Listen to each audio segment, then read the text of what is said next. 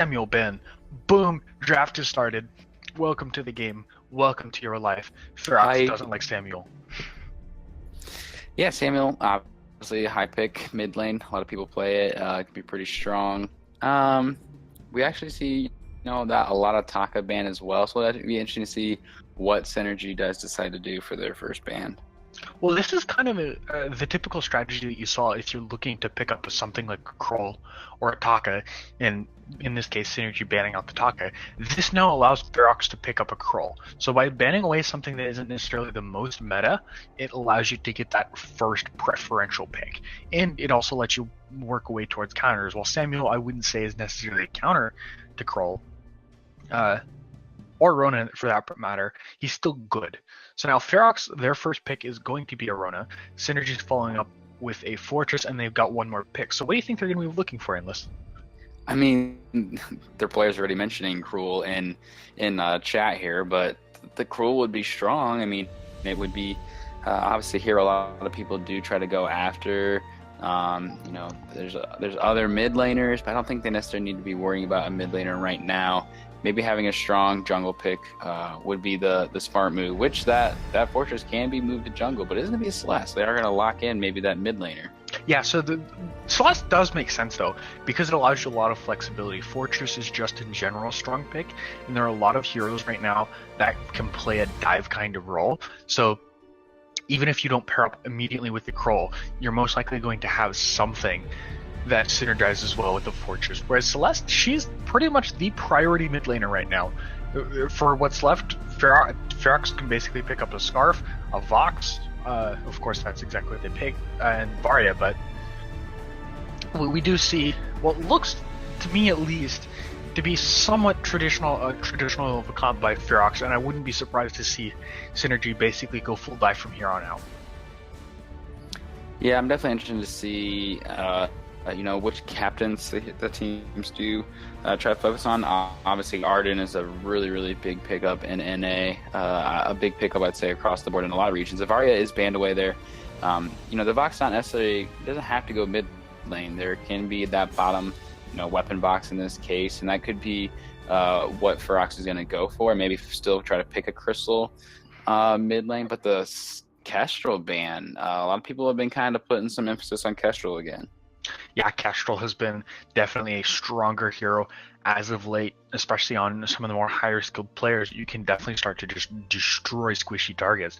This to me kind of emphasizes that Feroxx doesn't want anyone to just immediately blow them up. I think they're wanting to allow both their Vox and their Rona a little bit of time before they actually have to, before anyone actually has to die. And so Synergy picking up the Kroll, kind of going exactly into that. They want to make sure that if it does go into a somewhat sustained war, they have ways to keep in that fight. So I think this is, unless really Feroxx or Team Feroxx decides to go for some super burst right now, I don't see this game going out for very short team fights. Yeah, I'm trying to see here who Feroxx should definitely go after, just because of that Kroll Fortress. That's gonna be a pretty decent die potential. I don't know if a Lyra would be a decent pickup. Just depends on who. Arden, yeah, there's Arden. So. Yeah, and I did kind of mention the Arden because just having the Gauntlet and the Vanguard combined really shuts down dive hard. Baptiste is another kind of pick that does that, but not quite as well as Arden, because Arden doesn't have to target a specific person. So Arden is definitely that pick. It gives Team Feroxx a ton of flexibility and makes sure that their roam position is locked down. So for VG Synergy, they can use a Fortress as that flex pick, and I think that's really what they should be doing. But you never know. You have a couple of options. I mean, one of my favorite things to play against that Cruel is a Crystal Sky, but I don't know if that's going to come out. The Scarf, okay, maybe a little Frostburn on that Scarf, kite away that Cruel. That could be interesting.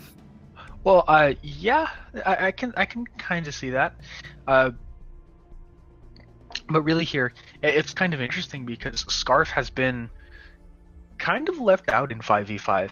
His Dragon's Breath, while you think it would be impactful, it just hasn't been that huge ability. He has a hard time kind of getting up there in stacks, whereas people like Celeste can kind of just kite around the backline, consistently just throwing around Heliogenicide.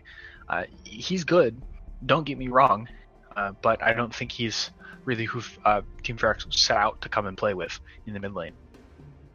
Yeah, he does at least have a decent potential at sieging turrets and, getting a goop down on a turret and doing some decent damage. That is one benefit coming out of the Scarf.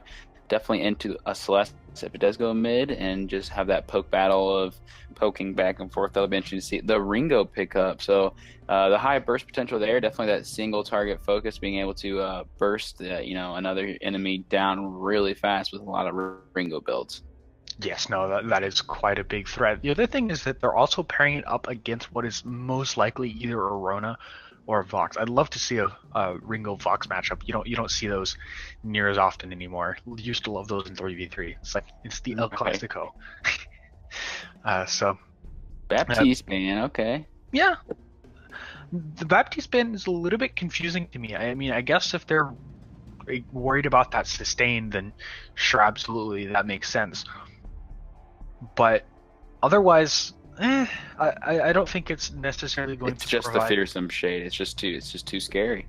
It's the fearsome shade, and it's his fearsome shade and his lifesteal. His heroic perk just allowing him to regen a ridiculous amount of health does kind of deteriorate the Rona's plan.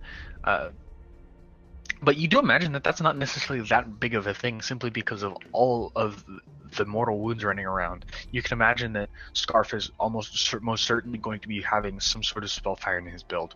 Rona and Vox both, actually no, not necessarily Rona, but Vox definitely thinking about the Poison Shiv. Now Idris is banned from Team Synergy. I think this makes a little bit more sense to me, but really though, Team Feroxx, they're looking mostly for a tank here. I need a Tony. On one of the sides, I need a Tony to round it up. I think maybe the Tony on Synergy makes more sense, but I casted for last time, and Rock Bomber played a Tony with Aftershock and Stormcrown, and let me tell you, it was extremely entertaining. Yeah, the Tony is definitely an open pick, especially combined with the Gauntlet, can just destroy teams. Other potential options, if you want to look at any. Okay, never mind. I don't even go over that because that's what's picked. The Tony's there. It's Tony time. Yeah, if they play it top like they did last time, I think it's definitely gonna be an interesting route. We've seen other top pros. I saw T Tigers playing a Stormcrown. Tony with a spell source. There's definitely some new builds kind of floating around on this Tony. There are a ton of builds floating around on literally every bruiser right now, simply because. Yes. Well, I mean, you think about it. How many times is the thought of Weapon Arden being viable a thought? Not many. So we're gonna round this draft out with an Adagio. So Synergy, they're definitely the squishier comp. You have a Ringo, Celeste, and Adagio. Paired with a Kroll and Fortress, as opposed to Ferox's super tanks of Tony, Arden, and Rona with a Vox and Scarf. I'm really looking at this, and I think Feroxx handily won this draft. I mean, yeah, the tanks for Team Feroxx are just so much better. Fortress doesn't really have much to back him up with, other than the Crow, which is good. Don't get me wrong, but you really don't want your Ringos, your Celeste, or Adagio really running into the middle of the fight. Yeah, it's gonna be interesting to see, because the last time they played this Rona Tony, they definitely, did a lot of rotating and did stick together throughout some of the game. So, and it was a pretty deadly combo. The Tony was just very sticky, definitely able to use that taunt and keep people close by. So it'll be interesting to see how they play it out. It'll be very interesting. So we're waiting to get into the game. I don't know what the teams are doing, but we're into the picks phase. So, we're waiting a little bit now. So, overall, though, how do you feel, Endless, about these comps? I'm really, obviously, I already mentioned the Tony, but on the side of Synergy, the Adagio pickup is definitely interesting. Trying to maybe add that extra sustain if it does go maybe that captain position. It just depends on what they do with the Fortress Adagio. I would rather see the Adagio honestly be captain, but that's just me. And you know, add the extra heal, keep the crew alive as long as possible, and just if that crew can be a distraction, this Celeste and Ringo can do a lot of damage. Yeah, no, absolutely. No, I do think that the Fortress is almost going to have to go captain, right? Because that otherwise that means that either Fortress or Crawl has to go into a lane. Right. And that's a very scary prospect. Yes, that is very true. You know, like Crawl's very scary when you're like walking around in the jungle next to bushes about to be ganked, but when you're in lane, he's just kind of staring at you with his good creepy eye, his helmet's like half falling out. Like you shoot him a couple of times. It's not like he can do too much. It looks like Rock Bomber, who was my Tony main last time, is going to be on the Rona, so we're not going to see maybe this Aftershock Tony unless, you know, we see Moss run it, but it's going to be interesting to see what they decide to do with that Tony build and how big of a difference Tony can make in this game. Yeah, what Tony's going to be doing, it can be hugely impactful. So, okay, here we go. This could be an engagement. Mosif going after God of War. Yeah, I'm just trying to see where the vision's going to be put down here, if they're going to try to contend any of the crystal buffs or if they're just kind of, you know, poke each other out in the beginning. I'm not quite sure. I do feel like Feroxx has the advantage in the early game invade, though. Yeah, no, Team Feroxx definitely, I would think, would have that advantage. Synergy, really, I'm surprised how well that they've held this, but it really is up to how they make their collapses. They've seen Mosey poking him out a little bit, and they should be able to get this Crystal Treant, hopefully, and no real return. So a bunch of threats, but they're all empty as the game starts off relatively normal. Yeah, I feel like Adagio, while maybe Feroxx had the advantage, Adagio does give that extra heal early on and can be, you know, have an advantage maybe at that level 1. But it really just comes down to, you know, where the Arden is, where's the Adagio, pay attention to them, and just see who's going to be able to offer that extra support. But, you know, rotations can be a big thing. Bottom lane, though, we do see a little bit of action. I don't know, Mosey actually stole that away. Yeah, no, he did. That was a decent steal. And Mosey's still pushing onto Solo Key. He gets the stun. And in the top side of the map, Arden finds a kill. So now Mosey just hoping to get that second one, fall up onto Solo Q. Now here's the return. Here comes Star Plays, and he gets the 1 kill. Yeah, Jury was able to get a couple of basic attacks, take down Solo Q. So Celeste is down. Jury okay. Getting chased down by the Fortress. I don't think he's going to be able to get out of this one. So that's going to be... Oh, okay, he does the burn. Yeah, it's times like that I wonder what is worth when it comes to those type of deep dives and maybe those invades whole mid lane. Soul Ripper going really low. Yeah, that took way too long for you to actually engage onto someone. And here comes the rest of the team for Team Synergy, but they have no synergy. They're not kind of working together to dive on their targets. They let their crew out to dry. So 3-2 right now in favor of Team Feroxx. But you know what? It's still relatively even. Yeah, definitely. You know, the little gold lead on the team for Feroxx right now, if they can focus on continuing to lane, it looks like Jury's not going to miss too much farm in the bot lane, which is definitely a big plus, even though he did drop. So seeing a lot of members kind of hang around the mid lane here. The Synergy side, it's a little low. If Suki can keep landing some of these Spitfires, you know, we may see a few members from Synergy having to backport here and to heal up. Cruel, we're going to see him maybe get a gank here on Rock, though. Rock should be pretty safe with the end of the fray, but he is going to try to rotate out and get away from Cruel. Yeah, no, there wasn't too much of a threat. No, Star's got to be careful, man. He's running at a Rona who's full health while he has a quarter. He can just get executed and just die. Also, Rock Bomber's looking rock solid, just destroying God of War. This is not the greatest of starts for Team Synergy, but I mean, it's not brutal. Yeah, I'm trying to look at the matchup between this Rona and Ringo and the Adagio and Box. Again, I'm not a top tier player, but I don't know if this Ringo is just going to majorly struggle. Top lane, we see some action going on right now. Yeah, we definitely do see some action. Rock Bomber taking some damage. The smite is not enough to finish him off, so he's going to walk away relatively safely. God of War finally gets some help in the top lane, and it forces Rock Bomber off. Now, the question is, God of War, can he capitalize just barely? The answer is no.